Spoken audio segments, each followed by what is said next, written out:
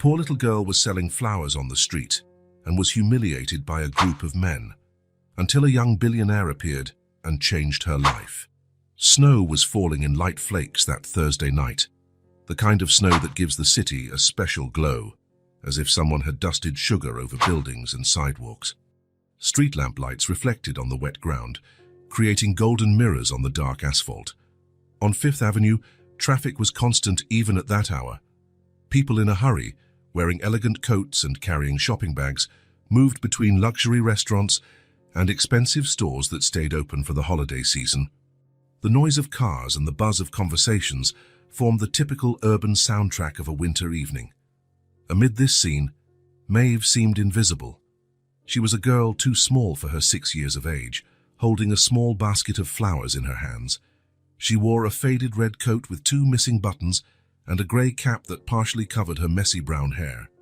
Her cheeks were pink from the cold, but her green eyes stayed sharp, shifting from one side of the sidewalk to the other, looking for potential buyers. The lights from the store windows reflected on her face, highlighting the paleness of her skin and her small lips, cracked from the icy wind. Her hands, protected only by fingerless wool gloves, clutched the basket as if it were a treasure. Her flowers weren't anything special, just daisies and a few violets she had gathered in the park during the afternoon. They were tied with a thin piece of string, forming small improvised bouquets. But Maeve held them as though they were rare treasures, shyly extending them to anyone who passed by. "Flowers, sir. Flowers, ma'am." Her voice was almost a whisper, easily muffled by the city's noise. No one stopped. No one looked. It was as if Maeve didn't exist in that universe of expensive coats and important appointments. People automatically veered away from her, some casting pitying glances, others simply ignoring her presence, as if ignoring poverty could make it disappear. The little girl was already used to it. She moved along the sidewalk with the resilience of the invisible, those the city swallows and then pretends do not exist. From time to time, she stopped to blow on her hands, trying to warm them, before going back to offering her flowers. Across the street, the doors of Le Petit, one of the most expensive restaurants in the city, opened. A group of 4 men in suits came out, talking loudly, napkins still in their hands and the smell of expensive wine in their breath. They crossed the street toward the parking area, still laughing at some joke shared during dinner. Maeve saw them approaching and, summoning all her courage, walked toward them. Maybe they were in a good mood from the expensive meal. Maybe they'd want to bring flowers to their wives. Maybe, just maybe, this would be the moment she finally sold something. "Flowers, sir." "They're only $5, she said, her voice slightly louder than usual, trying to be heard above the street noise. One of the men, the tallest, stopped and looked down. For a second, Maeve thought she would finally sell her first bouquet of the night. But then the smile that formed on the man's face wasn't kind, it was condescending, almost cruel. "Look at this, guys. We've got a little vendor here." He leaned toward Maeve, his warm breath mixed with the smell of expensive wine. "Where'd you get those flowers, girl? Are they so ugly that someone paid you to take them away?" The others laughed, stopping in a circle around her. Maeve stepped back but felt the cold wall of a building at her back. She was cornered. "I picked them in the park," she answered, her voice trembling slightly. Her gaze fell to her own feet, clad in worn, wet boots from the snow. "In the park? And you expect someone to pay for those weeds?" said another man, pointing at the basket with disdain. He adjusted his expensive glasses on his face and laughed. "This is so pathetic, it's actually funny." $5 for that," added a third, turning to his friends with a theatrically horrified expression. "Not even the homeless would take that for free." The laughter grew louder, drawing curious looks from passers-by, but nobody stopped to help. Nobody ever did. The fourth man, shorter and with a face reddened by alcohol, reached out and touched one of the flowers, pulling it hard enough to damage the small white petal. "Look at this. They're almost dead. The only thing sadder than these flowers is whoever's trying to sell them." He waved the flower in front of Maeve's face before letting it drop to the ground and stepping on it deliberately. Maeve clutched the basket to her chest, as if trying to protect the remaining flowers. A knot formed in her throat and her eyes began to burn. She knew she shouldn't cry. Crying only made things worse. Crying showed weakness, and on the streets, weakness was dangerous. But she was only 6, and the tears came anyway. "Maybe we should buy them all and throw them in the trash. Do humanity a favor," said the first man, prompting more laughter. "No one should have to look at those things." "Or maybe we should teach her how to make real arrangements," suggested the man with glasses, leaning closer, invading Maeve's personal space. Lesson number 1. Dead flowers aren't worth anything. The laughter intensified. People walked around them, some looking away, others casting curious glances, but no one intervened. It was just another urban scene, another moment of casual cruelty the city swallowed daily. Maeve felt the first tears rolling down her face, mingling with the snowflakes melting on her pink cheeks. She tried to wipe them away quickly with the sleeve of her coat, but fresh tears replaced the old ones. "Hey, she's crying now," noted the red-faced man, leaning closer. "Maybe we should teach her about quality standards. Or maybe she should go back to school and learn something useful," laughed the tall man, "assuming she goes to school at all." Maeve could no longer hold back her sobs. Her small shoulders shook as she tried to make herself even smaller, as if she could disappear between the cracks in the asphalt. The flowers in her basket seemed to wilt further under the weight of cruel laughter. That was when a different voice cut through the scene. $50 for all the flowers. The voice was calm, but it carried an authority that made the 4 men turn around simultaneously. Standing a few steps away was Silas Mercer, wearing a dark overcoat and a grey scarf. At 30 years old, Silas already had the kind of presence that made people pay attention when he spoke. He wasn't tall, nor particularly intimidating. There was something in his eyes, direct, intense, impossible to ignore. "What?" asked the tall man, clearly irritated by the interruption to his fun. Silas took 2 steps closer, closing the distance between him and the group. His expression was serene, but there was something in his gaze that made the men instinctively step back. "I said, $50 for all the flowers," Silas repeated, his voice still calm but with a hint of steel that hadn't been there before. He turned to Maeve, and his look softened. "If that's all right with you, of course." Maeve, still with tears in her eyes, nodded silently, unable to believe what was happening.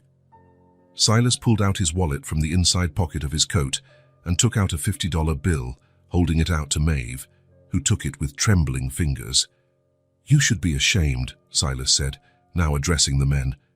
There was no anger in his voice, just a simple, direct statement, which somehow made it even more impactful. 4 grown men against a child. Is that what you call fun?" The tall man opened his mouth to reply, but Silas continued, still calm. "What kind of man feels better by making a child cry? What kind of courage is that?" He shook his head, as if pondering a particularly disappointing riddle. "Look at yourselves. Expensive suits, luxury watches, coming out of a restaurant where you probably spent more on a meal than this girl sees in a month, and yet you need to put down a child to feel superior." The silence that followed was heavy.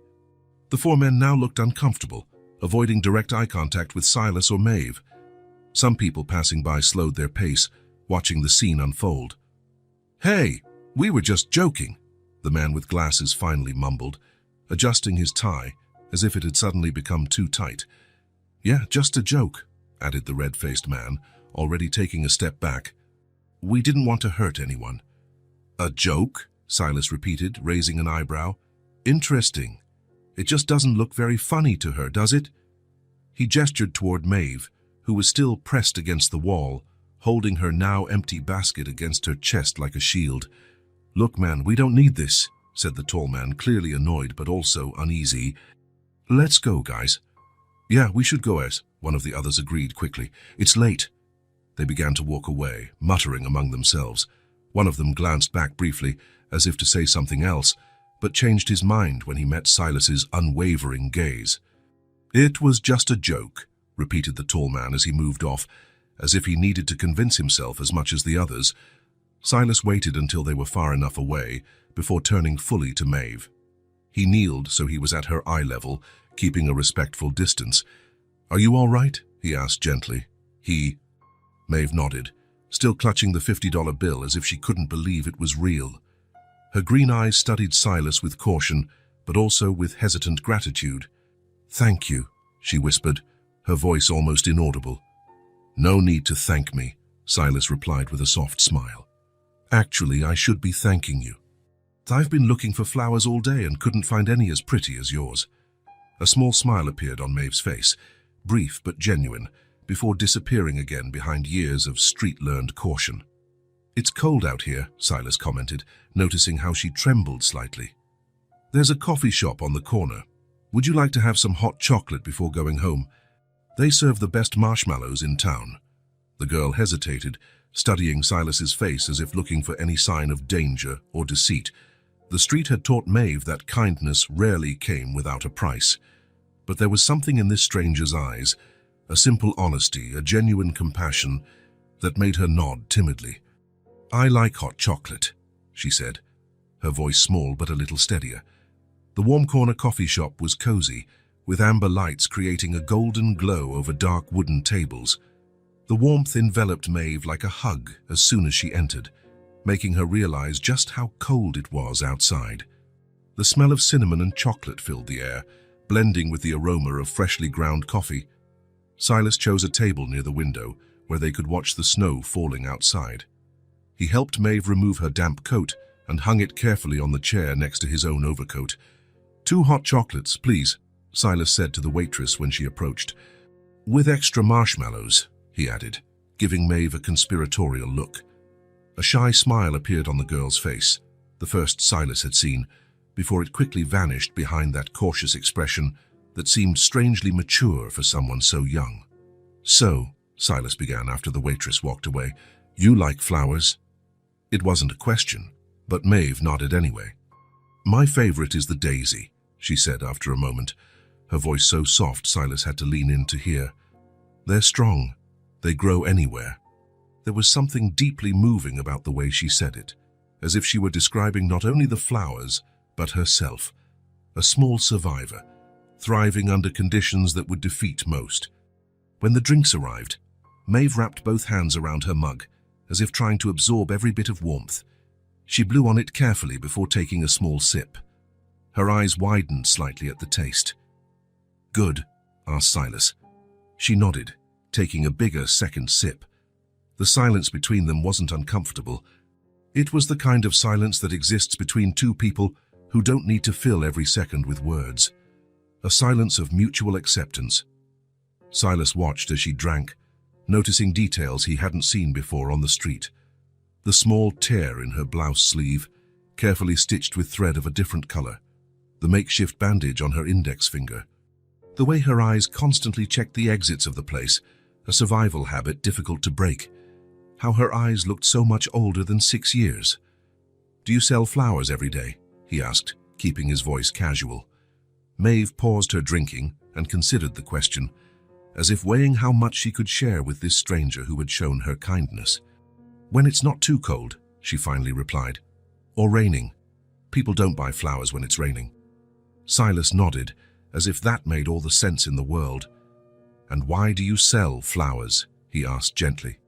Maeve fiddled with the spoon in her hot chocolate tool, slowly swirling it in the brown liquid. Marshmallows floated and spun, creating little whirlpools. For a moment, Silas thought she wouldn't answer. "To buy food," she finally said, her voice small and practical. "And sometimes to pay for a warm place when it's too cold." Something twisted in Silas's chest, a mix of compassion and admiration for the bravery of such a small child facing such a big world. "I see," was all he managed to say. They finished their hot chocolate in silence. Silas wanted to ask more, where she lived, if anyone was taking care of her, why she was out alone selling flowers on a cold winter night. But there was something in the way Maeve guarded herself, the caution she maintained even as she relaxed slightly over the hot chocolate, that made him respect her boundaries. "Thank you for the hot chocolate," Maeve said when she was finished, neatly folding the napkin by her empty mug. "And for the flowers." "It was my pleasure," replied Silas. "Would it be too forward to ask your name?" She studied him for a moment before answering. "Maeve." "That's a beautiful name," he said, smiling. "I'm Silas." She nodded, as if memorizing that information. I need to go now, Maeve said, sliding off the chair, her empty basket in hand. Silas wanted to ask where she was going, if she had a safe place to stay, if someone looked after her. But something about the way she carried herself, independent, careful, stopped him. It was nice meeting you, Maeve, he simply said. Thanks again, she replied, then added almost as an afterthought, and for making them stop. Before Silas could respond, she put on her faded red coat, adjusted the cap over her brown hair, and walked out the door, disappearing into the night. He watched her through the foggy window, her small figure becoming less distinct as the snow continued to fall, until she vanished completely into the shadows and darkness. Silas stayed seated there for a moment, the empty mug in his hands. Something had changed inside him. The image of that small girl selling flowers in the cold, all alone in an indifferent world, was burned into his mind. On his way home, he couldn't stop thinking about her green eyes that seemed to carry the weight of the world, about her small hands that should have been playing with toys, not tying flowers to sell in the cold, about her soft voice that talked about buying food with a frightening maturity for her age. As he entered his quiet, empty apartment, Silas realized that the emptiness he had felt for years seemed different now, sharper, more painful, as if he had suddenly become aware of how comfortable his life was, and at the same time how devoid of purpose. A little flower seller had changed something inside him, without even trying. The question now spinning in his mind was what he would do about that change.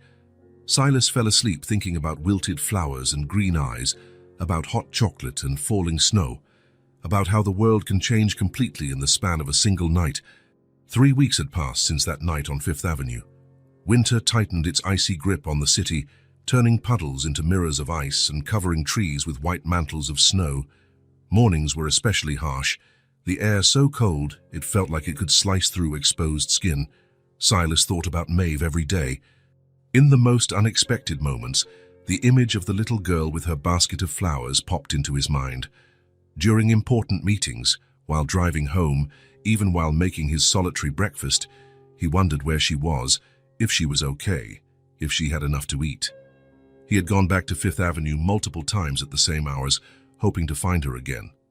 But Maeve had vanished like a small urban ghost, swallowed up by the thousands of stories the city hides in its streets. That Saturday morning, the sky was clear, though the cold remained bitter. Silas decided to walk through Madison Square Park for no particular reason other than to escape the walls of his apartment. The park was nearly empty at that hour. Few ventured out in such low temperatures. That's when he saw her. Maeve was crouched near a flower bed, digging in the snow with bare fingers, looking for something. Her red coat seemed even more faded under the bright morning light, and her grey cap had slipped slightly, revealing messy brown hair. Silas stopped, as if he'd hit an invisible wall. For a moment, he just watched the girl, noticing how her fingers were red from the cold, how she occasionally blew on them to warm them before going back to digging in the snow. He approached slowly, not wanting to startle her. "Hello, Maeve," he said softly when he was only a few steps away. The girl lifted her head quickly, her green eyes wide with alarm. For an instant, she looked ready to run. Then recognition lit her face. "Mr. Silas," she said, her voice almost a whisper. Silas felt a wave of relief at being recognized. "You remember my name?" "You remembered mine," she replied simply, as if that explained everything. "What are you looking for?" Silas asked, indicating the little hole she had dug in the snow. Maeve hesitated, as if considering whether to share her secret. "Winter flowers," she finally said. "Sometimes they grow beneath the snow. They're really rare and really strong." Silas felt something tighten in his chest. The image of a small child digging through the snow for rare flowers, with bare, reddened fingers, seemed oddly symbolic. "Can I help?" he offered, kneeling beside her, not caring that the snow soaked his pants. Maeve shrugged, but shifted slightly to the side, making room for him. They dug in silence for a few minutes. Silas noticed her hands weren't just red, but also covered in small cuts and calluses, hands that worked far more than they should for someone so young. "You're not selling flowers today?" he asked casually. "Too cold," Maeve replied, not looking up. "People stay inside when it's like this." And the flowers die too quickly. She said it without self-pity, just a practical observation about the world around her. I've been hoping to find you again, Silas said after a pause. I came back to that spot several times. Maeve looked at him then, her green eyes studying his face as if searching for something specific. Why? She finally asked. The question caught Silas off guard. Why, indeed? He himself wasn't entirely sure. How do you explain to a stranger, let alone a child, that a brief encounter had left such a deep mark? I wanted to make sure you were okay, he answered honestly. Maeve went back to digging in the snow, processing his response. I'm okay, she said, though the tremor in her red fingers told a different story. Silas decided to change tactics. Have you had breakfast today? The slight pause before she answered said it all. Not yet. I know a place nearby that serves great pancakes, Silas said, trying to keep his voice casual. I'm hungry. Would you like to join me? Maeve stopped digging. Her eyes met Silas's again, and he could see the internal battle, the need versus caution, hunger versus the street-learned distrust. Do they have real maple syrup? She finally asked, her small voice. Silas smiled. The best in the city. She considered for another moment, then nodded slowly. All right. Maple Morning, just 2 blocks from the park, was cozy, with red leather booths and polished wooden tables.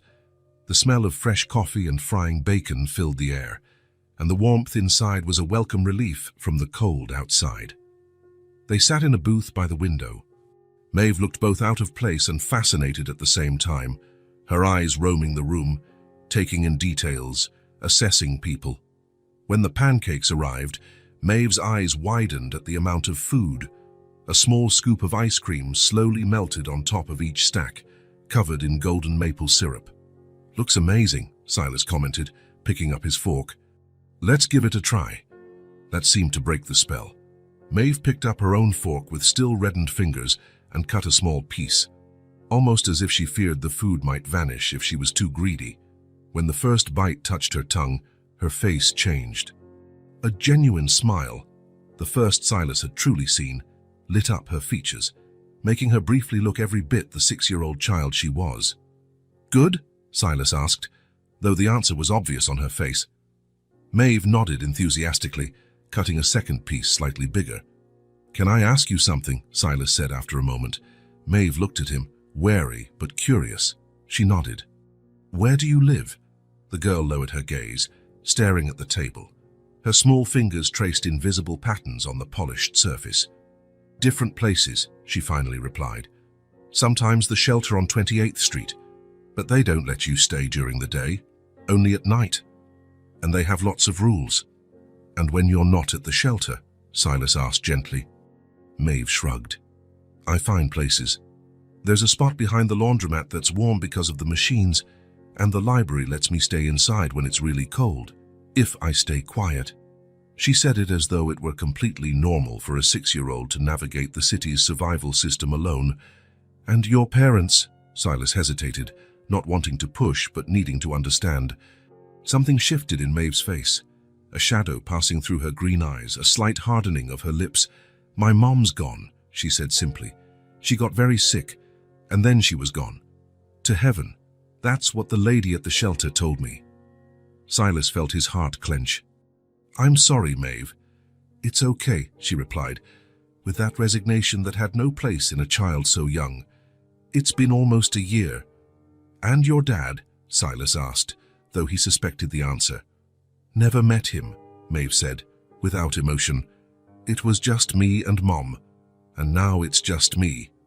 The words hung between them, simple and devastating in their stark truth.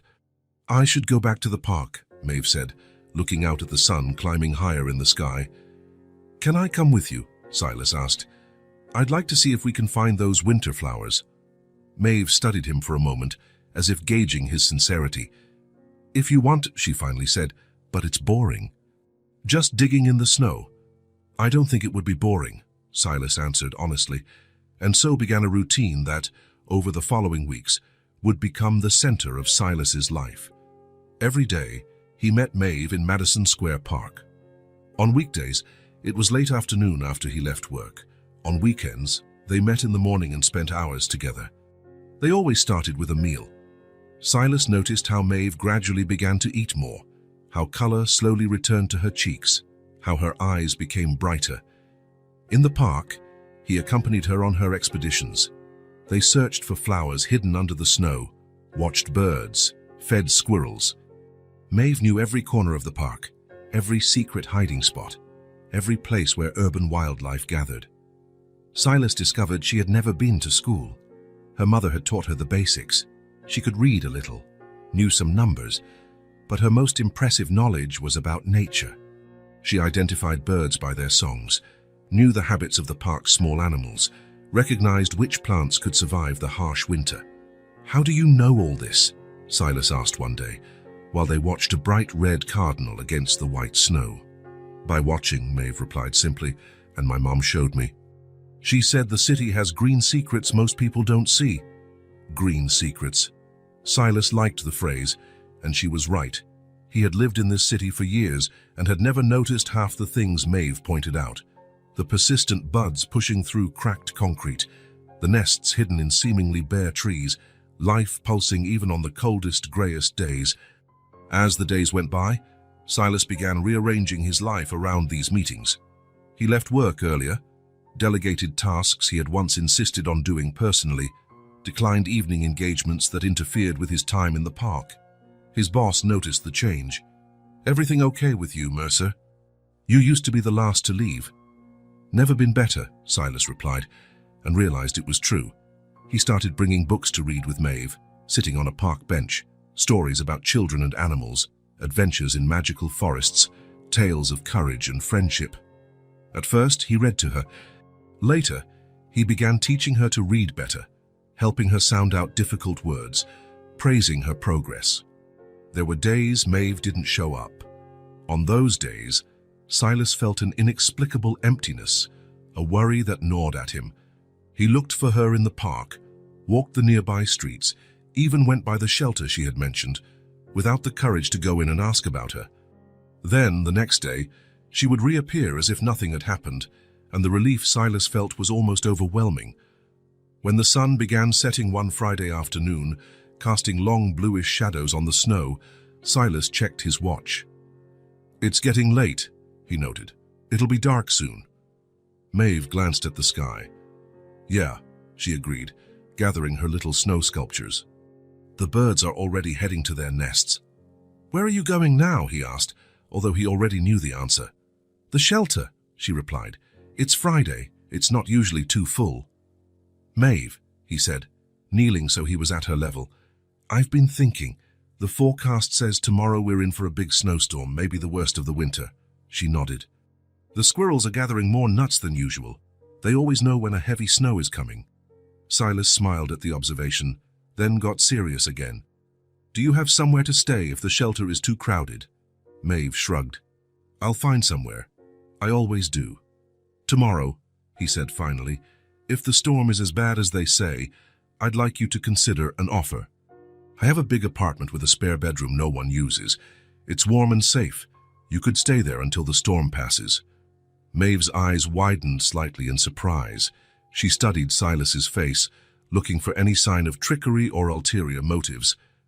"You'd take me to your home?" she asked, as if the idea were entirely foreign.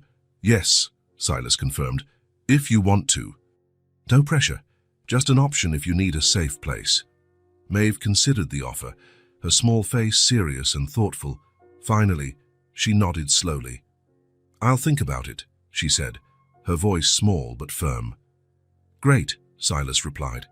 "We'll meet here at the usual spot around noon." "Noon," Maeve confirmed. They said their goodbyes at the park entrance, Maeve heading one way toward the shelter and Silas another, toward his empty apartment. He watched the small figure go, her faded red coat against the white snow, until she turned a corner and disappeared from sight. As he walked home, Silas felt a mix of hope and apprehension.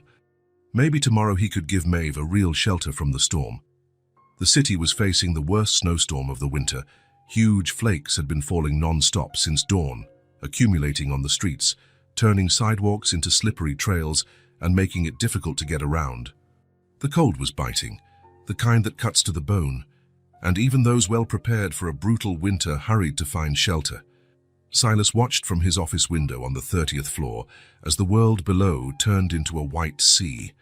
The radio news was already warning about possible blackouts in some parts of the city, and most of his colleagues had decided to go home early, before public transport became completely unreliable. But Silas had a commitment he couldn't postpone. At noon, he would be at Madison Square Park, as promised. His mind kept returning to that little figure in the faded red coat, alone in the storm. Would she go to the park in this weather? Had she found shelter? Was he worrying too much, or not enough?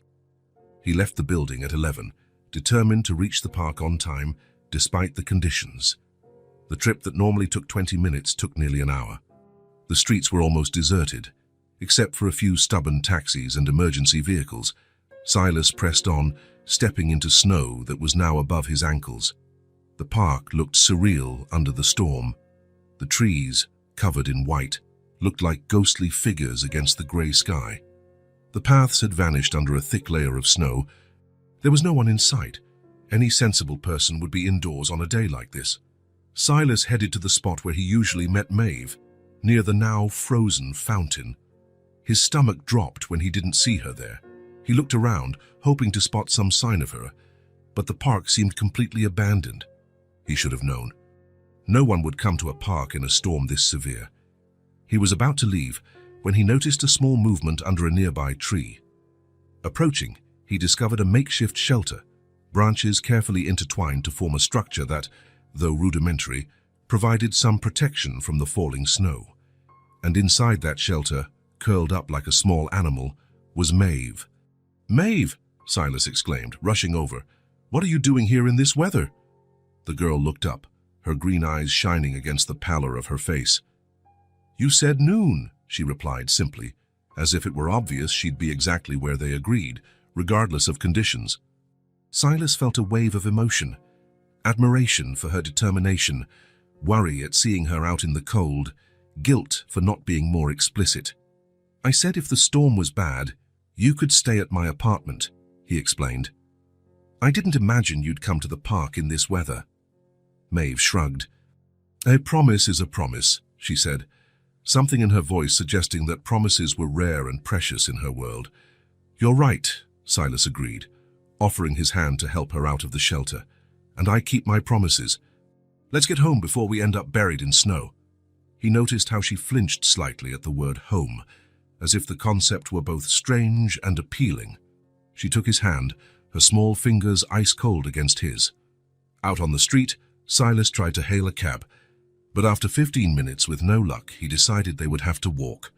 His apartment was about 20 blocks away, normally a comfortable distance but challenging in the current conditions.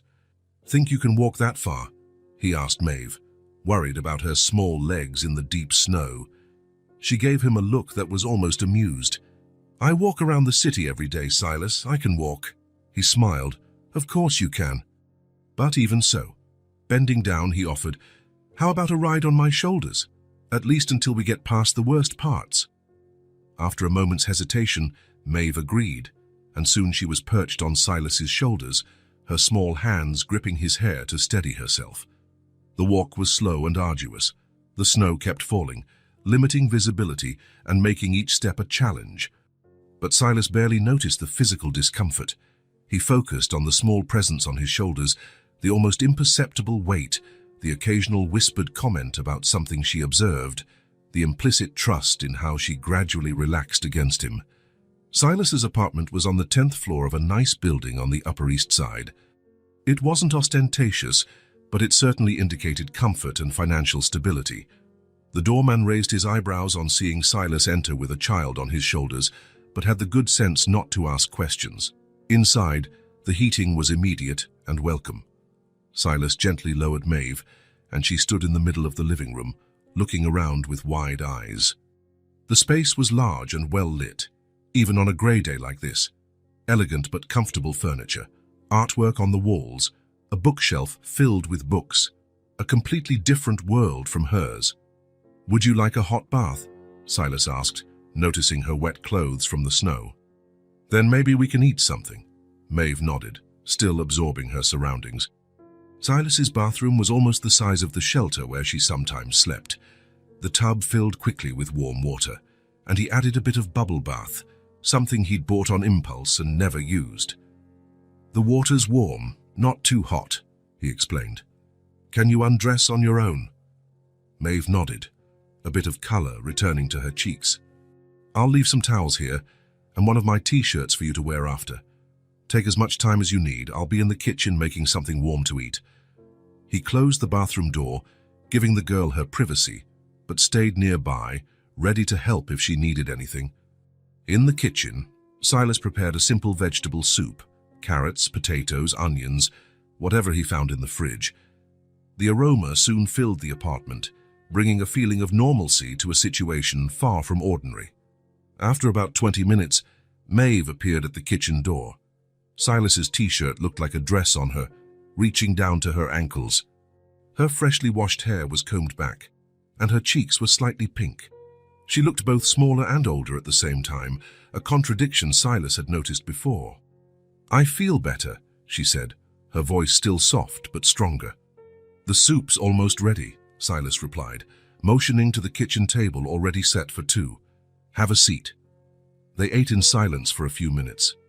Silas watched how Maeve carefully held the spoon, how she blew on each spoonful before bringing it to her lips, how she briefly closed her eyes at the warmth of the soup slipping down her throat. "Is it good?" he asked. Maeve nodded enthusiastically. "The best I've ever had." Silas doubted that it was a simple soup made in a rush, but her comment warmed him in a way even the heating couldn't. "They say the storm will last a few days," he said casually. "They're advising everyone to stay home." Maeve looked at him, a silent question in her eyes. "You can stay here," Silas said, answering the unspoken question. "I have a spare room I don't use. Actually, I've never used it." "Why do you have a room you don't use?" Maeve asked, her childlike curiosity finally emerging after the shock of the cold. Silas shrugged. "When I bought the apartment, I figured I might need it someday, for guests, maybe. Or," he didn't finish the sentence, "for a family he never formed. For children he never had." After the meal, Silas took Maeve to that spare room. It was simple but comfortable, with a single bed, an empty closet, and a small desk. The walls were a very light shade of blue, almost white, and a single painting of a boat at sea decorated the wall opposite the bed. "It's not much, but it's warm and safe," Silas said. Maeve walked around the room, touching the bedspread as if it was something precious. "It's perfect," she said, her voice almost inaudible.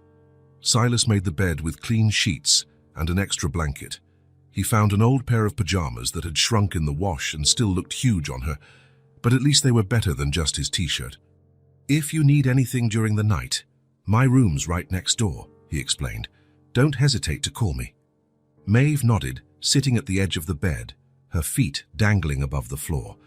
For a moment, she seemed like she wanted to say something, but then just murmured good night and lay down, pulling the blanket up to her chin. Silas turned off the light, leaving only a small lamp on. "Good night, Maeve," he said, closing the door partially. He didn't expect to sleep much that night, worried as he was about his little guest. The storm still raged outside, lashing at the windows, but inside the apartment it was warm and quiet. Eventually, the fatigue of walking through the snow overcame him, and Silas fell asleep. He woke the next morning to the weak winter sunlight, trying to pierce the still heavy clouds. For a moment, he felt disoriented. Then the memories of the previous day came rushing back. He got up quickly and headed to the guest room. The bed was empty, perfectly made. A wave of panic seized him. Had she left already, in that storm? "Maeve," he called, stepping into the hallway. "Here," came her voice from the living room. Silas found Maeve sitting on the floor near the bookshelf, leafing through one of his books. She was still wearing the borrowed pajamas, her brown hair messy in a way that somehow felt right in a home setting. "Good morning," he said, relief evident in his voice. "Did you sleep well?" Maeve nodded. "Your bed is really soft. Are you hungry? I can make pancakes." Her eyes lit up. "Can I help?" And so Silas found himself teaching a 6-year-old how to make pancakes on a stormy morning. Maeve was an attentive helper, watching every step, asking questions, eager to try it herself. There was a surreal normality to the scene, as if they had done this hundreds of times before. The storm lasted 3 days. During that time, Maeve and Silas settled into a quiet routine. He worked on his laptop in the mornings while she explored the bookshelf. In the afternoons, they played board games Silas dug out of a closet or watched movies he deemed suitable for her. He taught her how to play chess and was surprised at how quickly she learned the rules. When the storm finally subsided and the streets began to be cleared, Silas expected Maeve to say something about leaving, but she didn't, and he, secretly relieved, didn't bring it up either. A week went by. Maeve was still sleeping in the guest room. Silas had bought her clothes, nothing fancy, just the basics. She'd organized her few belongings in the dresser, and the desk was now covered in drawings she made during the day. One Sunday afternoon, while Silas was making lunch, Maeve appeared in the kitchen holding a picture frame.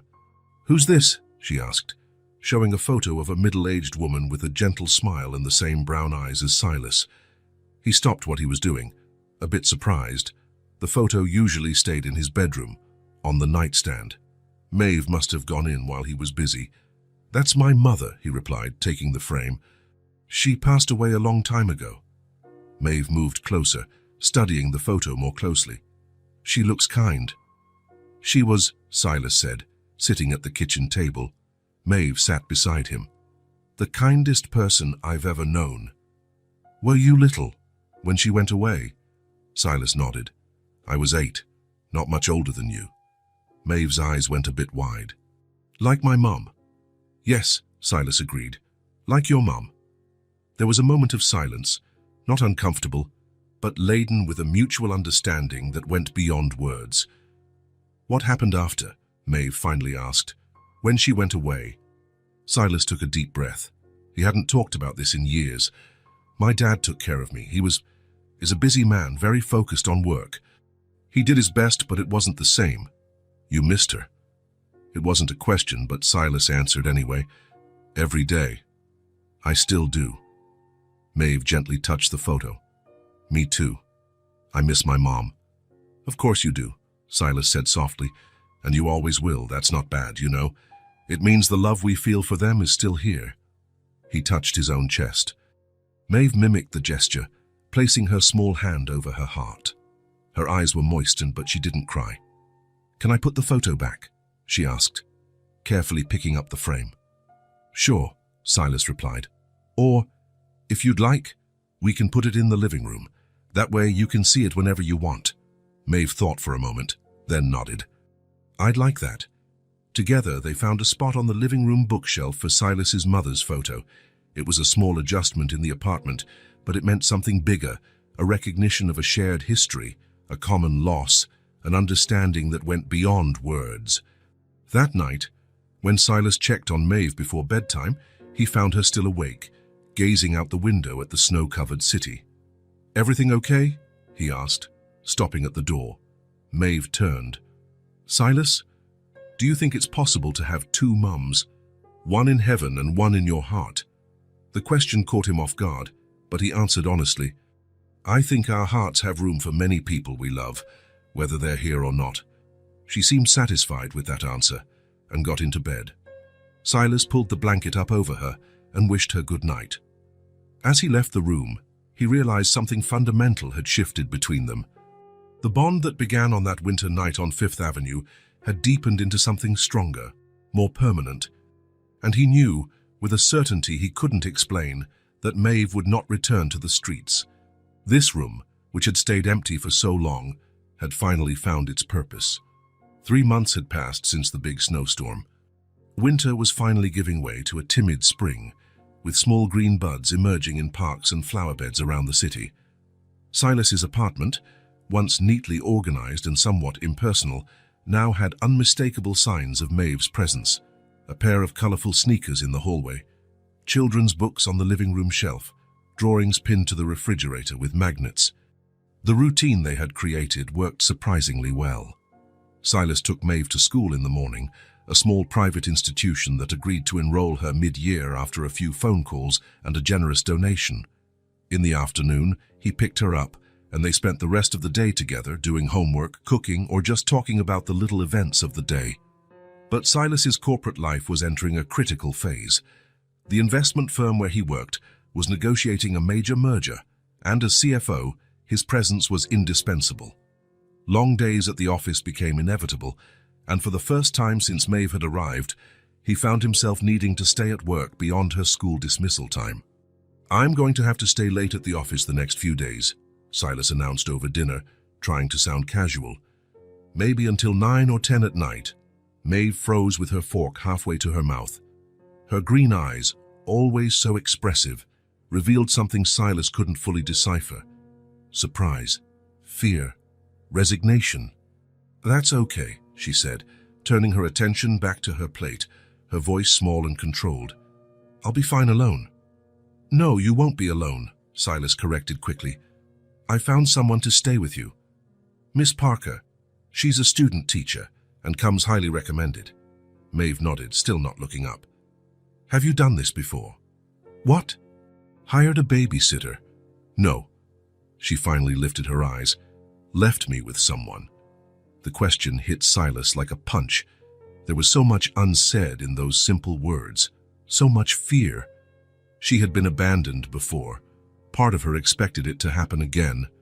"No, Maeve, I've never done this before," he answered, choosing his words carefully. "And I'm not leaving you. I'm just working late, and I'll come home every night. Miss Parker will be here just to make sure you're safe and cared for while I'm gone. It's temporary." She nodded again, processing the information with the seriousness she reserved for important matters. "Do you promise you'll come back every night?" "I promise," Silas said, realizing he had never made a promise with such conviction. Miss Parker arrived on Monday after school. She was in her early 20s, with brown hair tied in a ponytail and a friendly smile. She wore jeans, colorful sneakers, and carried a bag full of books and art supplies.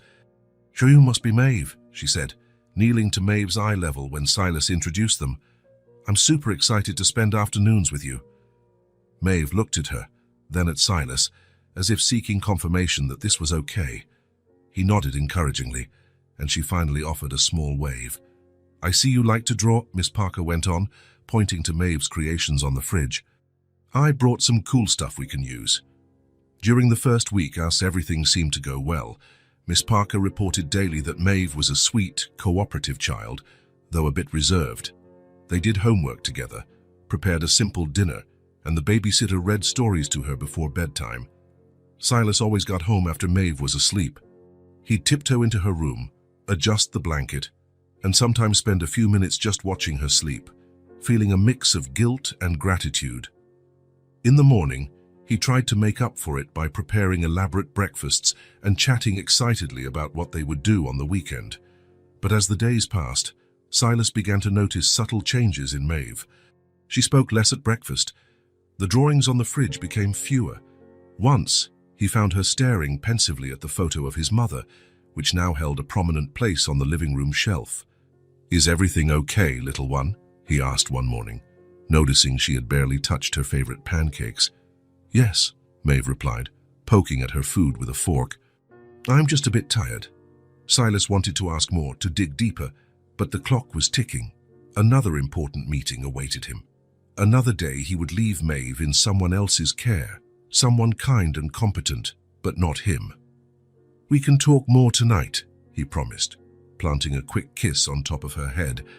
"I'll try to come home earlier, okay?" Maeve only nodded, not lifting her gaze from the plate. But he didn't manage to come home earlier that night, nor the following one. The merger was reaching a critical stage, and every minute seemed essential. By the time he finally got home, late at night, Miss Parker was reading or working on her own studies in the living room, and Maeve had been asleep for hours. Almost 2 weeks had passed like this when Silas finally managed to leave the office at 6 on a Thursday. He had delegated some tasks, rescheduled meetings, done whatever it took to have an evening at home with Maeve. Opening his apartment door, he was greeted by the sound of laughter coming from the kitchen. Miss Parker's cheerful voice mixed with a quieter laugh he recognized as Maeve's. For a moment, he just stood there, listening to that rare and precious sound. "Silas," Maeve exclaimed when she saw him enter the kitchen. "You're early." There was surprise in her voice, but also a strange hesitation, as though she didn't quite know how to react to his unexpected presence. "I managed to leave sooner today," he explained, setting his briefcase on the counter.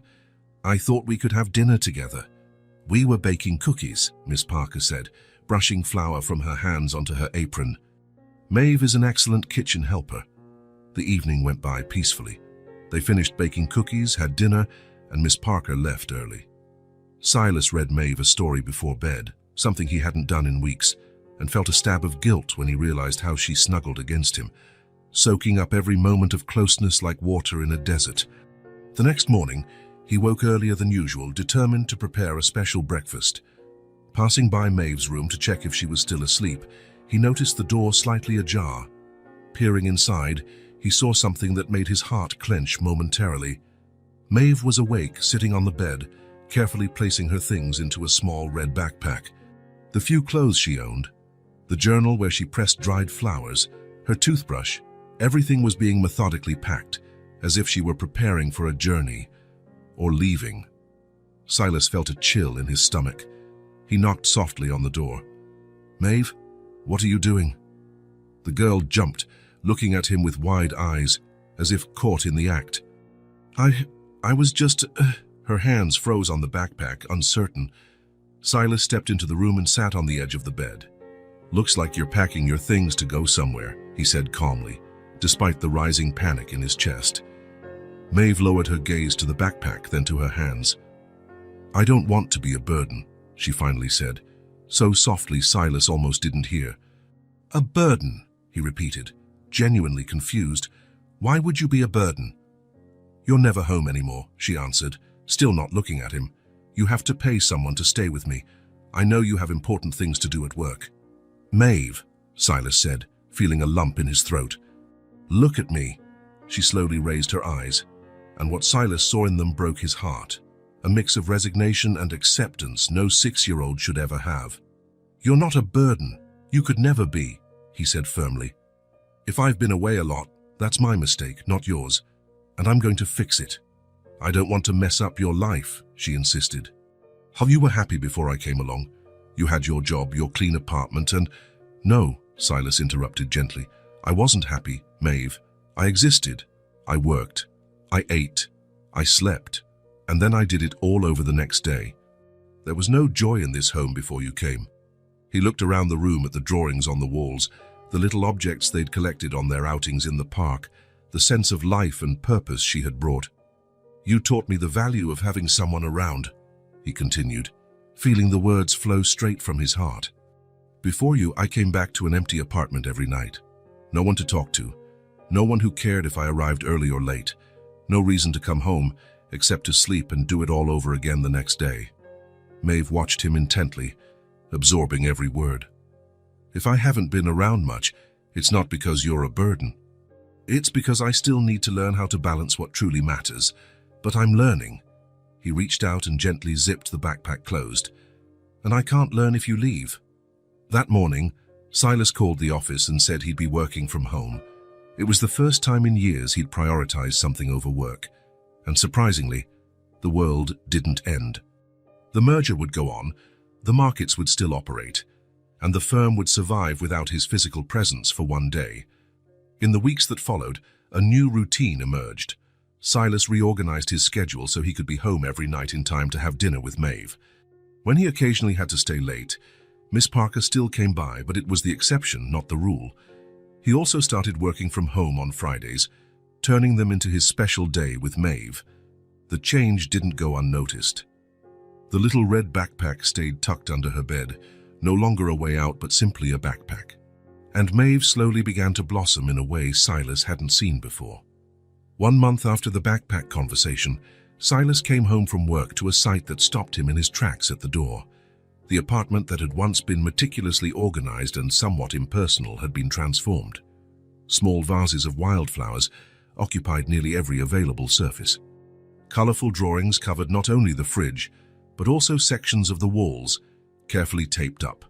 Little notes, written in Maeve's still uneven handwriting, were stuck in unexpected places, Simple messages like, "Good morning," on the bathroom mirror, or "Have a great day" by the coffee maker. In the center of the living room, hung over the couch, was a handmade banner proclaiming our home in large, colorful letters, decorated with small pressed flowers. "Surprise!" Maeve exclaimed, popping out from behind the couch. "I decorated the house. Miss Parker helped me with the banner." "What is all this?" Silas asked, genuinely astonished as he looked around. "You said I made this house better," Maeve explained, suddenly a bit nervous. "So I thought I'd do more, make it feel more like home." Silas glanced around the apartment, taking in every detail. This place that once reflected only his solitary, work-centric life now pulsed with color, life and personality. Maeve hadn't simply adapted to his home, she had transformed it completely. "Do you like it?" she asked, her voice tinged with anxiety at his prolonged silence. "Like it," he repeated, feeling an unexpected tightness in his throat. "Maeve, it's perfect. Absolutely perfect." The smile that lit up her face was like the sunrise.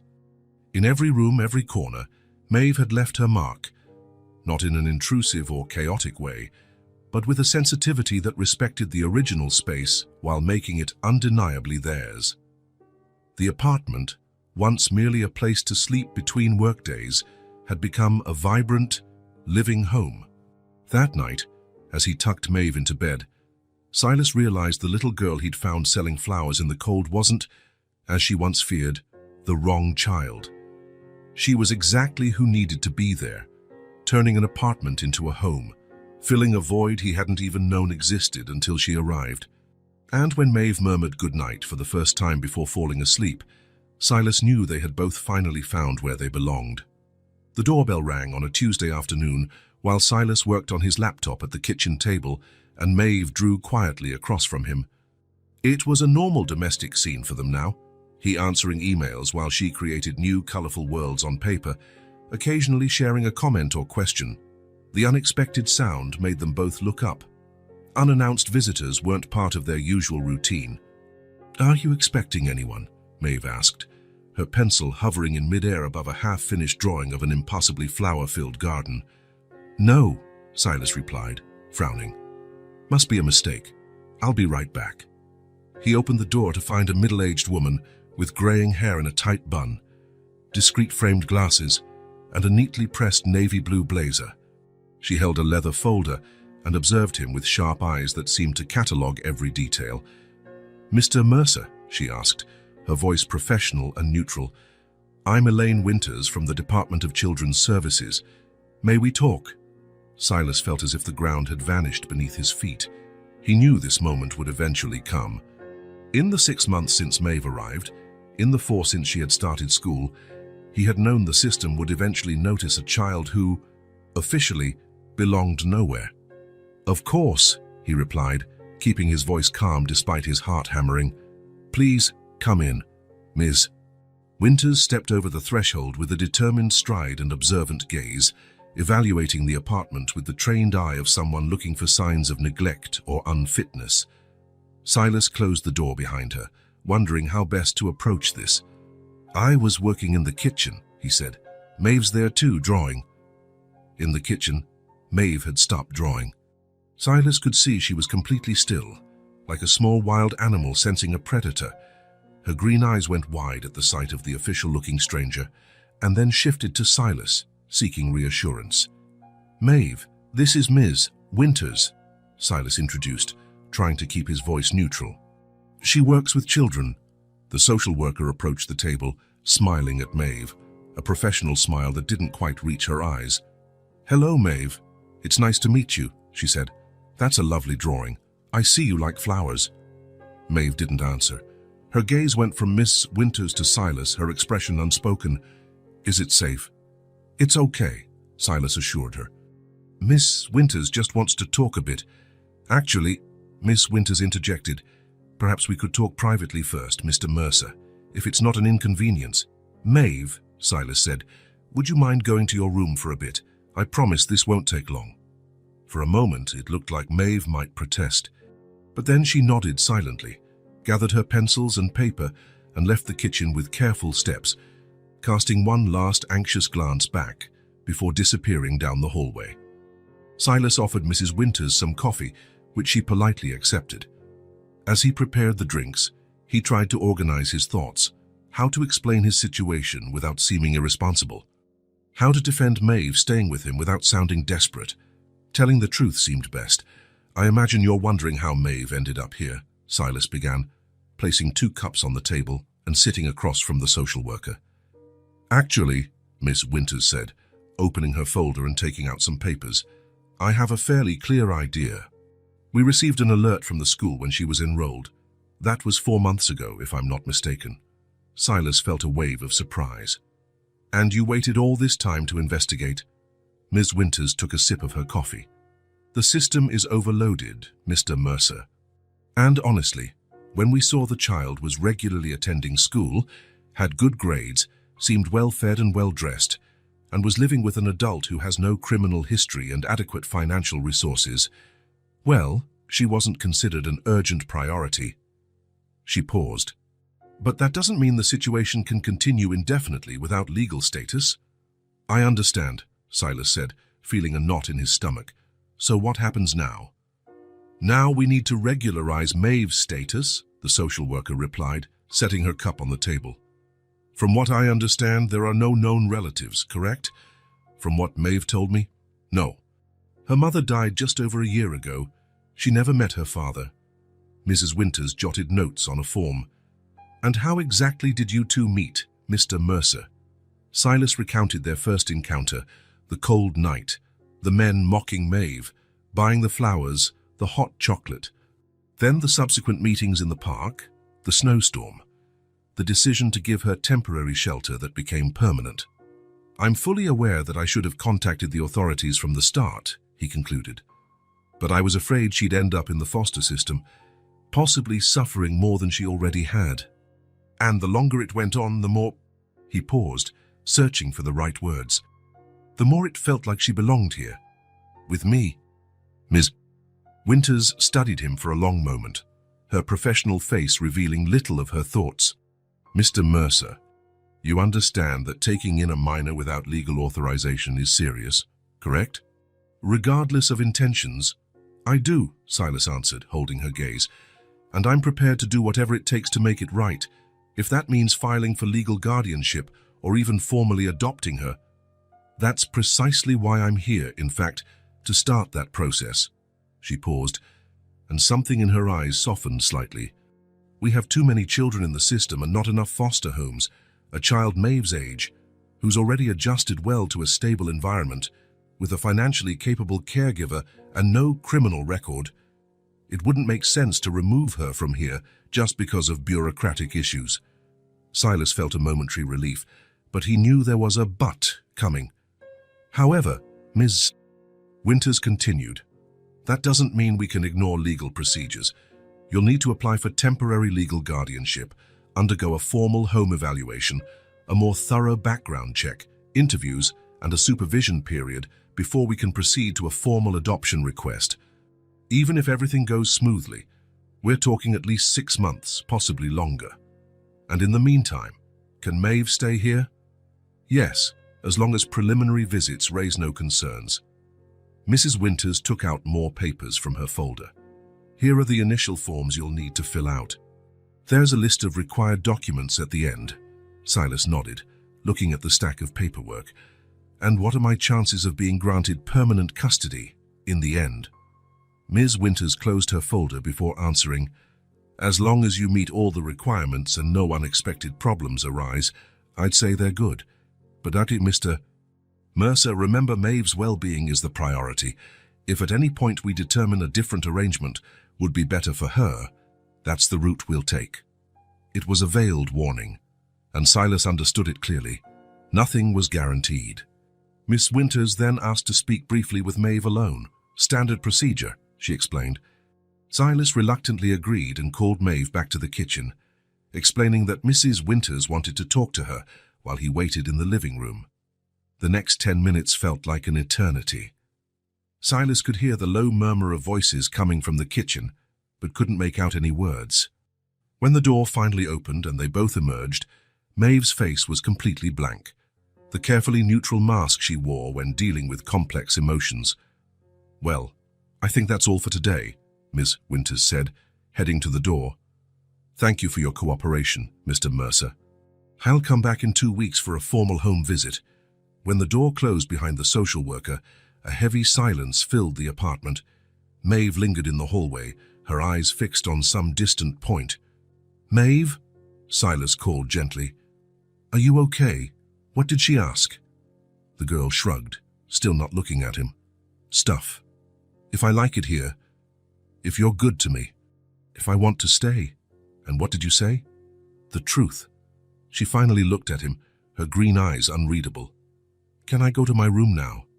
I'm tired."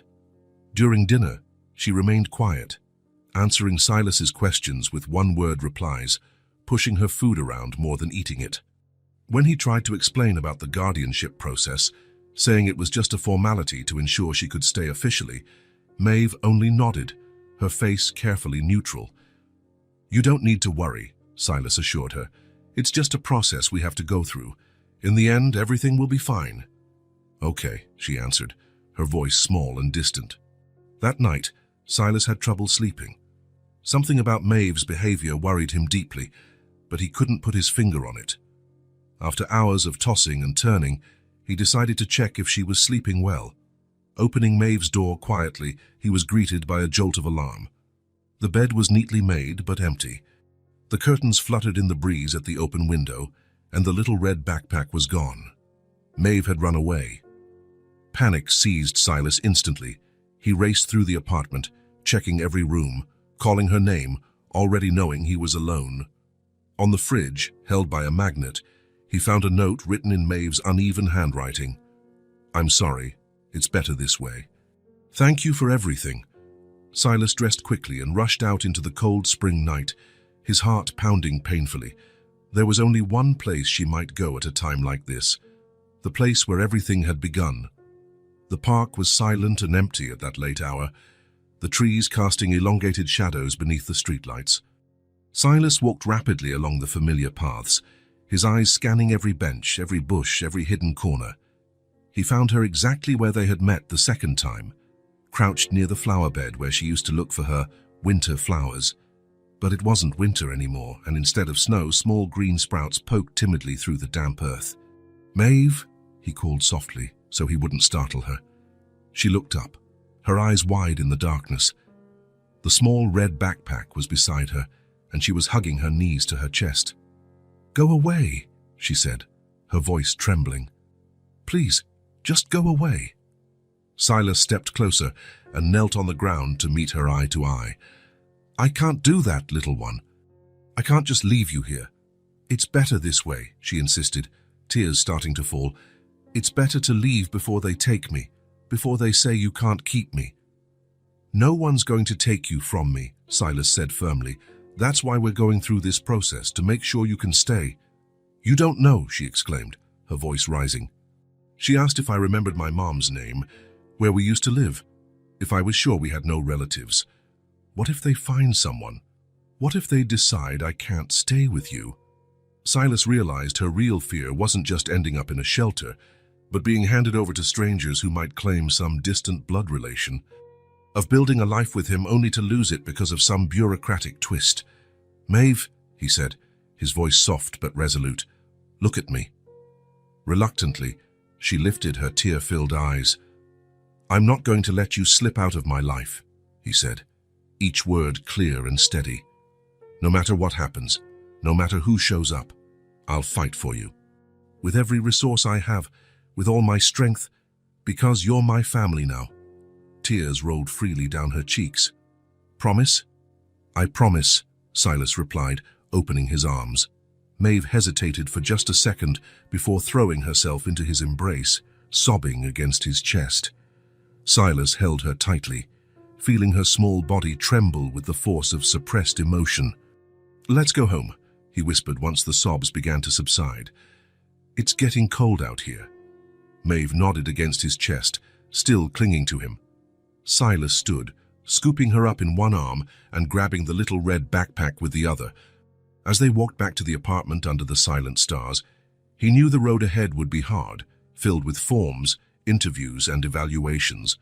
But he also knew, with a certainty beyond reason, that in the end, they would stay together. Because sometimes families aren't formed by blood or official documents, but by hearts choosing to remain together no matter what. Attorney Thomas Bennett's office was on the 20th floor of a downtown building.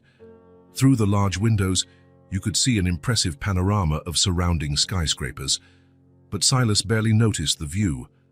His attention was fixed on the middle-aged man seated across from him, sifting through the documents spread out on a polished mahogany desk. "Well, Mr. Mercer, the paperwork seems in order," said the lawyer, adjusting his glasses as he skimmed the pages. "The home visits have been completed with positive evaluations. The background check came back clean, and the interviews with Maeve clearly indicate she's well-adjusted and happy in your home." Silas nodded, feeling a mix of anxiety and hope. The last 8 weeks had been an emotional roller coaster. After Maeve's attempt to run away, he had thrown himself fully into the legal guardianship process, determined to ensure she never again felt scared of being taken away. "What about the next steps?" he asked. "Ms. Winters mentioned we could consider full adoption once the temporary guardianship is granted, instead of waiting the full 6 months. The lawyer folded his fingers over the documents. "Yes, that's possible. Given the special circumstances, no known relatives, the established bond between you two, and the fact that Maeve has essentially been under your care for the past 7 months, we can request an expedited timeline from the judge." He paused. "I must emphasize, however, that it's not guaranteed. Much depends on the judge assigned to the case." Silas leaned forward, his voice quiet but intense. "I'll do whatever it takes, Mr. Bennett. I want her to be my daughter. Legally, officially, permanently." He took a deep breath. "She already is, in every way that truly matters. We just need the papers to reflect that." The lawyer regarded his client for a moment, noting the determination in his eyes. Bennett had handled many adoption cases over his career, but rarely had he seen such a level of commitment. "I understand completely, Mr. Mercer," he replied. "And frankly, based on everything I've seen so far, I believe we have a strong case. I'll prepare the petition for full adoption immediately, to be filed as soon as temporary guardianship is granted." He adjusted his glasses again. "There's one more thing I'd like to ask." "Yes." "About Maeve's name. When the adoption is finalized, would you like to change her last name?" "That's quite common in cases like this." The question surprised Silas, though in retrospect he realized it was to be expected. "Maeve Mercer," he said, testing the sound of it. A smile crept onto his face. "Yes, I'd like that. If she wants it too, of course." "Excellent," Bennett agreed, making a note. "We'll include that in the petition. We'll need her formal consent during the process, but that shouldn't be a problem, given what we know of your relationship." What neither man knew was that, outside in the hallway, Maeve was quietly sitting on a chair, her legs dangling above the floor. When Silas mentioned the lawyer's appointment that morning, she'd asked to come along, saying she didn't want to stay with the babysitter. The truth was that she wanted to be present, to witness what was happening in her life, even if it was just waiting outside. The office door was slightly ajar, not intentionally, but enough for fragments of the conversation to slip into the corridor. That was how Maeve heard Silas's words, simple, direct, life-changing. "I want her to be my daughter." 6 words that altered everything. Maeve felt something strange in her chest, like her heart had tripped for a moment before resuming its beat. During the months she'd lived with Silas, part of her had always expected it all to end. He'd grow tired of her. The system would take her away. The temporary life they shared would come to its inevitable close. But now, for the first time, she allowed herself to consider the possibility. "Maybe I get to stay forever." The receptionist, seated at a desk across the hallway, smiled kindly at Maeve. "You all right, sweetie? Want me to get you a glass of water?" Maeve shook her head, unable to speak. She was too focused on the new feeling growing inside her, something that, had she more experience with positive emotions, she'd have recognized as hope. When Silas emerged from the office minutes later, He found Maeve apparently engrossed in a book she'd brought in her backpack. If he noticed the slight flush in her cheeks or the unusual brightness in her eyes, he said nothing. "All done here," he said cheerfully. "What do you say we grab lunch at that place with the milkshakes you like?" Maeve nodded, carefully tucking her book away. As they walked to the elevator, she held Silas's hand, a gesture that had become second nature, and squeezed a bit tighter than usual. The call came the next morning, while Silas was making breakfast and Maeve finished getting ready for school. "Silas," said the voice on the other end, authoritative and to the point, "I need to see you in my office this morning. Urgent matter." Edward Mercer, at 60, was the epitome of a successful executive. As founder and CEO of Mercer Financial, he ran one of the city's most respected investment funds with the same iron discipline he applied to every aspect of his life. His office, on the top floor of the corporate building, was a monument to his vision of success. Minimalist but immaculate, completely focused on efficiency and results. Silas arrived at precisely 10 o'clock, as instructed. His father stood by the window, gazing at the city below like a general surveying a battlefield. "Sit down," Edward said without turning. Silas obeyed, watching his father's straight back, the perfectly trimmed grey hair, the broad shoulders beneath an Italian suit tailored to fit. Even in his 30s, with a well-established career and an independent life, Silas sometimes felt like a boy in his father's presence. "I got an interesting phone call yesterday," Edward began, finally turning to face his son. "Thomas Bennett. Apparently you hired him for an adoption proceeding."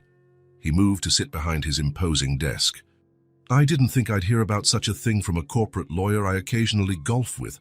Silas kept his gaze steady. "I was going to tell you once the process was further along." "Further along?" Edward raised his eyebrows. "From what I understand, you've been housing this child for months. Not to mention you're about to become a single father at 30, while occupying a crucial position in our company during the biggest merger in our history." He paused, studying his son. "That doesn't seem like the kind of decision one hides from family." "It wasn't intentional," Silas replied. "It all happened gradually, and then, well, life got complicated." Edward let out a sigh that seemed laden with decades of frustration. "Silas, I've always admired your intelligence, but sometimes I wonder if you use that intelligence to make wise decisions." He opened a folder on his desk, the same one Bennett had sent, detailing the adoption process. A 6-year-old girl, no known family, found selling flowers on the street. He snapped the folder shut. "Have you thought about the implications, the long-term commitment, the sacrifices required?" "Yes," Silas answered simply. "I've thought about it all." "And what about your job? Do you have any idea how many hours it takes to raise a child properly? Hours that will be taken away from your career, from your future at this company." Edward leaned forward, lowering his voice. "Are you willing to throw your career away for a child?" The question hung in the air between them, charged not only with the words but everything left unsaid. The legacy Edward had built, the expectations he'd always had for his only son, the path he'd meticulously laid out since Silas was a boy. Silas looked at his father for a long moment, seeing beyond the stern executive facade to the man who had raised a son alone after losing his wife too soon. A man who, in his limited way, had loved and protected his child without ever quite knowing how to express it. "Dad," Silas said finally, his voice calm and steady, "do you remember what you told me when I was 10 and I asked why you worked so much?" Edward frowned, surprised by the change in subject. "Not specifically." "You said you worked to build something that would last, something that would make a difference in the world." Silas paused. "Maybe we have different interpretations of what making a difference means, but meeting Maeve, caring for her, watching how she grows each day, that changed my perception of what really matters." "Silas." "I inherited Mom's good heart," Silas continued, gently cutting him off. "And with that heart, I'm going to make a difference in her life, just like you, in your own way, made a difference in mine."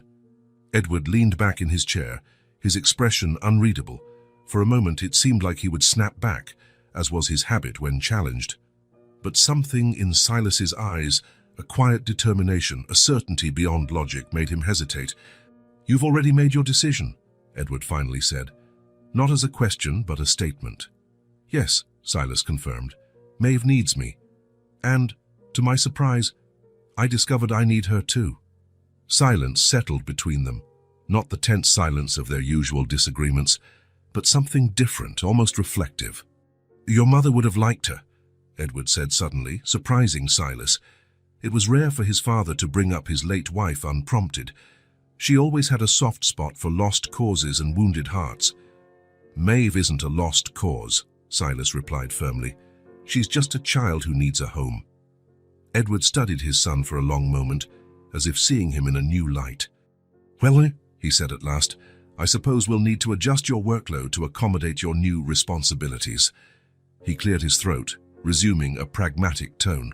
I'll talk to Richardson about reallocating some of the less critical projects, and maybe we can arrange for partial remote work. Silas blinked, momentarily stunned by this unexpected shift. That would be really helpful, he managed. Don't think this means I fully agree with your decision, Edward added quickly, but if you're determined to go through with it, I'd rather you do it with the right support. He paused. And maybe I should meet this girl at some point. She'd like that, Silas said, feeling a lump in his throat. She loves hearing stories about family. Edward gave a brief nod, then picked up another document on his desk, a clear sign the personal conversation was over and business awaited. Leaving his father's office, Silas felt as if he had passed some unknown ritual, not exactly approval, but acknowledgement, a small step toward a new definition of family. That afternoon, picking Maeve up from school, he noticed a subtle change in her, a contained excitement, a barely hidden anticipation in her eyes. During dinner, she asked about what it was like when Silas was little, about his mother, about growing up in the Mercer family. Later, as he helped her brush her teeth before bed, Maeve finally asked with a studied casualness, How long does it take for the papers to be ready? The ones you talked about with the lawyer. Silas nearly dropped the toothbrush. You heard my conversation with Mr. Bennett? Maeve nodded, a faint blush coloring her cheeks. The door was a tiny bit open. Silas sighed, unable to scold her when he himself had a long history of eavesdropping as a child. Well, he explained, first comes the temporary guardianship, which should be granted in the next few weeks. Then, if all goes well, we can start the full adoption process, which might take a few more months. Maeve took in the information with her trademark seriousness. And when it's done, she continued, staring at the sink, I'll have your last name, like other dads and kids. If you want, Silas replied gently. Maeve Mercer. Sounds nice, doesn't it? She nodded, a small smile tugging at the corner of her lips. I guess maybe I'll stay, she said, almost to herself. Maybe I really will stay. In that simple moment, with toothpaste on her chin and hope in her eyes, Maeve finally allowed herself to believe in the possibility of a permanent home, a real name, a family that wouldn't disappear at dawn. Family Court was surprisingly quiet that Wednesday morning. Silas had expected bustling hallways, raised voices, and the tense atmosphere he associated with legal proceedings. Instead, there was an almost reverent calm, as though the building itself recognized the solemnity of bonds formed and broken within its walls. He and Maeve were seated on a polished wooden bench outside the courtroom. She swung her legs, which didn't reach the floor, wearing a sky-blue dress chosen especially for the occasion. Her brown hair was braided elaborately by Miss Parker that morning, decorated with small white artificial flowers that resembled tiny daisies. Are you nervous? Silas asked, noticing how she kept smoothing the hem of her dress. Maeve shrugged, an expression that on any other 6-year-old might suggest indifference, but on her indicated she was processing intense emotions. What if the judge says no? She finally asked, her voice so soft Silas had to lean in. He won't say no, Silas replied with a confidence that went beyond the lawyer's assurances. We have everything we need, Ms. Vanter's reports are excellent, and all the paperwork is in order. Maeve nodded, but her gaze remained on her hands. Besides, Silas continued, leaning closer to whisper conspiratorially, I heard Judge Collins has a soft spot for stories like ours, especially if they involve little flower sellers. That finally earned a timid smile. You're making that up. Maybe just a little, Silas admitted, winking at her, but I have a good feeling about today. The courtroom door opened and Thomas Bennett emerged, his impeccable suit contrasting with the warm smile he rarely showed in professional settings. They're ready for you, he announced. The judge wants to keep this simple and informal. Silas stood, extending his hand to Maeve. She grasped it tightly, and together they followed the lawyer into the room. The courtroom was smaller than Silas had imagined, with dark wood paneling and tall windows letting in the soft morning light. Judge Collins was already seated behind his elevated desk, reading glasses perched on the tip of his nose as he reviewed some documents. He was a kindly-looking man, with thick white hair and bushy eyebrows that rose in acknowledgement when they entered. The hearing was surprisingly brief. Judge Collins reviewed the documents, asked Silas a few direct questions, and chatted kindly with Maeve. He seemed particularly interested in how they'd met and in Maeve's school progress. Well, he finally said, peering over his glasses, I see no reason to prolong what is clearly a beneficial arrangement for all involved. He picked up his pen and signed the document in front of him with a flourish. By the authority vested in me by the state, I hereby declare Maeve to be your daughter, Mr. Mercer, with all the rights and responsibilities that entails. And so, in less than 30 minutes, what began with a little girl selling flowers in the snow and a lonely man seeking meaning beyond work ended in the formation of a new family, formally and legally recognized. Outside the courthouse, under an exceptionally blue autumn sky, Silas, Maeve, and Bennett said goodbye to Miss Winters, who shook Silas's hand firmly. Congratulations, she said, with more warmth than she'd shown on any of her official visits. This is the kind of outcome we strive for. Once everyone else had left, Silas kneeled before Maeve, pulling an official envelope from his suit pocket. This is for you, he said, handing it to her. It's your copy. With near-reverent care, Maeve opened the envelope and took out the adoption certificate. Her eyes traveled over the official text, the seals, the signatures, but mostly over the name printed in dark, formal letters, Maeve Mercer. It's official, she murmured, touching the letters as if verifying they were real. I have a real last name now. You've always had a real name, Silas said gently, but now we share the same one. Maeve kept studying the document for a few more moments, her small face serious. Then, without lifting her gaze, she asked in a voice so soft it nearly got lost in the street noise, Can I call you Dad now? The question hit Silas like a wave, not in shock, but in pure emotion. Throughout the process, they had discussed practical aspects of adoption, name changes, legalities, what being an official family meant. But never once had he pushed Maeve to call him anything specific. Yes, he answered, his own voice suddenly husky. If you want to. At last, she lifted her eyes from the paper, meeting his. I want to. Two simple words carrying the weight of a deliberate choice, a heart that had found its place in the world. Silas swallowed the lump in his throat. Well, in that case, I think we need to celebrate properly, he said, standing up and offering his hand. What do you say we go to that ice cream parlor you like, the one with 50 flavors? Maeve's smile widened. Can I get 2 different flavors? Today you can get 3, Silas replied, prompting a delighted gasp. The ice cream shop was only a few blocks from the courthouse, on a tree-lined street where the leaves were just beginning to show the golden and red hues of autumn. They walked hand in hand, occasionally swinging their arms in a comfortable rhythm they'd developed over the months. At the shop, Maeve seriously considered each option in the frosty display, finally deciding on strawberry, mint chocolate, and vanilla with cookie bits. Silas chose a simpler coffee flavor, and they sat by the window, watching people pass by as they savored their sundaes. What are you thinking? Silas asked, noticing Maeve's contemplative expression as she played with a spoonful of strawberry ice cream. She pondered for a moment before replying, I think I was meant to stay. The simplicity and depth of the statement caught Silas off guard. How so? When I lived on the street, she explained, still focusing on her ice cream.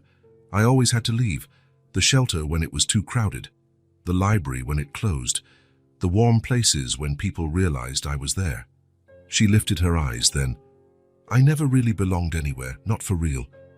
But now, she waved her spoon vaguely, indicating the space between them. Now I know I was meant to stay with you, in our home. Such profound certainty from someone so young left Silas momentarily speechless. Instead, he reached across the table and gently squeezed her hand. Yes, he said at last, you were meant to stay, we both were. The next morning, they began a new ritual. Silas hung the framed adoption certificate on the wall of Maeve's room, alongside the drawings and photos, already decorating the space. Then they headed to the kitchen together to prepare a special blueberry pancake breakfast, her favorite. Are you sure you don't want to wait until next week to start the new school? Silas asked as he set the table. After the adoption, they decided Maeve would transfer to a school closer to home. The previous one, though good, had been chosen in a rush when Maeve was still in a temporary situation. Now, with everything official, it felt like the right time for a more thoughtful change. I'm sure, Maeve replied firmly, helping set out the silverware. I want to start right away. With my new name. Oakwood Primary was only 4 blocks from their apartment, a red brick building with large windows and a tree-filled yard where children were already running and playing when they arrived. Maeve wore her new uniform, a plaid skirt, white shirt and navy blue blazer, and carried a backpack they'd picked out together, embroidered with small flowers. Remember what we agreed, Silas said, adjusting a strap on her backpack. If you get lonely or don't like something, you can call me and I'll come get you. I know, Dad, she replied, the words still new on her tongue but sounding more natural every day. But it'll be fine. I met the classroom and my teacher yesterday. Silas nodded, admiring the resilience and courage of this small person who was now officially his daughter. All right. I'll be here at 3 o'clock to pick you up. Maeve nodded, then, in a gesture that took Silas by surprise, opened her arms for a hug. He wrapped her in his arms, feeling her light weight against him, the strawberry shampoo scent in her hair. Have a good day, Maeve Mercer, he whispered into the top of her head. She pulled back, smiling. You too, Dad. Then she turned and walked confidently through the gate, her small figure soon blending in with the dozens of uniformed children in the schoolyard. Silas stayed a few extra minutes, watching her until the bell rang and the kids lined up to go inside. Only then did he head off to work, feeling a strange sense of lightness, as if a burden he had carried for so long had finally found its rightful place. At the office, Edward Mercer stopped by Silas's office mid-morning, pausing briefly in the doorway. Well, he asked, in the terse style that characterized their professional interactions. It's done, Silas answered, unable to hide a smile. She's officially a Mercer now.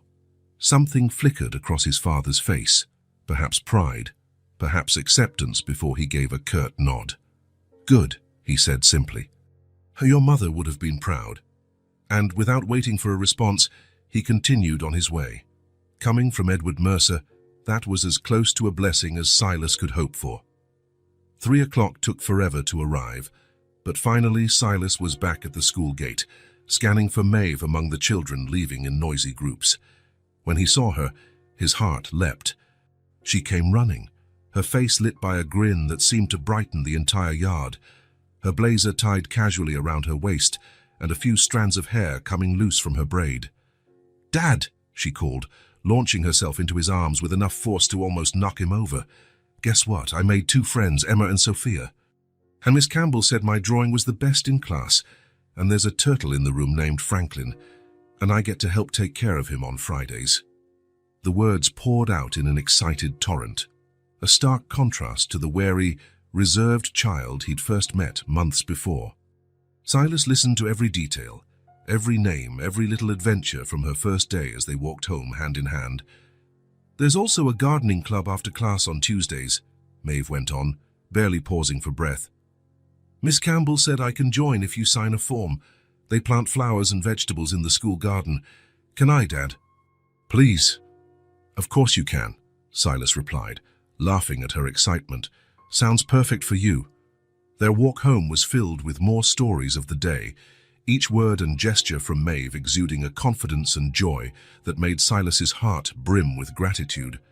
This was the childhood she deserved, safe, enriching, full of new discoveries and friendships. That night, after dinner, Silas brought a small box from the shelf. "I have something to show you," he said, sitting beside Maeve on the couch. Inside the box was a simple wooden frame containing a photograph. It had been taken in the park a few weeks earlier. On a rare day, Edward insisted they needed a proper family photo. It showed Silas and Maeve sitting on a bench surrounded by autumn leaves, both smiling at the camera. "I thought we could hang it here in the living room," Silas suggested. "What do you think?" Maeve took the frame, studying the image carefully. Her fingers traced the outline of their faces, and a small smile crept across her lips. "Our family," she said simply, glancing from the photo to the rest of the living room. The space that, over the months, had been transformed by colorful drawings, small flower vases, children's books on a low shelf, and countless moments shared. "Yes," Silas agreed, feeling a completeness he never imagined possible before a little flower seller walked into his life. Ours. Together, they chose a spot on the living room's main wall, and Silas carefully hung the frame. Then they sat on the couch to admire it, Maeve snug at his side, her head resting on his shoulder. The apartment was quiet except for the steady ticking of the clock and the occasional honk from the street below. The city kept to its frenetic pace, but here, in this small sanctuary they'd created, time seemed to slow, allowing each moment to be fully felt, completely lived. The papers had made it official. The love had become law. But the truth was, long before the documents were signed, long before the legal formalities were concluded, Silas and Maeve had already been a family in the only place that truly mattered, in the heart. A simple ending, but one full of belonging, exactly as it should be. If this story touched your heart, subscribe to the channel and turn on notifications so you don't miss the next ones. Leave a